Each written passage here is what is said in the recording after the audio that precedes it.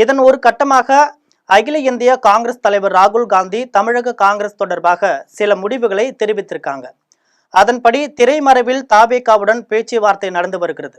நடிகர் விஜயை பொறுத்தவரை காங்கிரஸ் கட்சி தங்களுடன் கூட்டணி வைக்க வேண்டும் என பேச்சுவார்த்தை நடத்தி வராங்க. இதனால காங்கிரஸ் கட்சி எந்நேரமும் திமுகவிலிருந்து கழன்று தாவேகா பக்கம் பல்டி அடிக்கலாம். இதற்கு இடையில ஏற்கனவே பாஜகவுடன் இணைவதற்கான பணிகளை நாம் தமிழர் காளியம்மாள் முயன்று வந்தார்.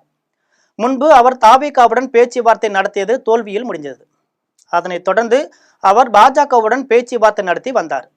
இப்போது நடிகர் விஜய் ஆலோசனையின் பெயரில காளியம்மாள் தாவேகாவில் இணைய முடிவு செய்யப்பட்டதாக தெரிய வந்திருக்கு.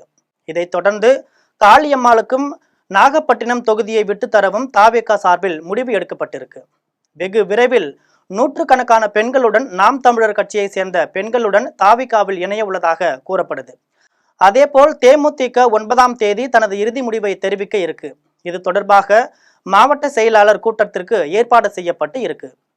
தாவேகாவுடன் இணையலாம்னு இறுதி முடிவை எட்டியிருப்பதாகவும் கூறப்படுது. எல்கே சுதீஷும் பிரேமலதாவும் 2 மகன்களும் தாவேகாவில் இணைவதையே விருப்பமாக தெரிவிச்சிருக்காங்க. இதனால இப்போதைய சூழ்நிலையில தாவேகாவுடன் காங்கிரஸ் கட்சி, தேமுதிக, டிடிவி தினகரன், ஓ பன்னீர்செல்வம், காளியம்மாள் போன்றோர் இணைய இருக்காங்க. இதன் மூலம் வரும் சட்டமன்ற தேர்தலில் 3வது மெகா கூட்டணி அமைத்து தேர்தல் களம் மிகப்பெரிய போர்க்களமாக இருக்கும்னு எதிர்பார்க்கப்படுது.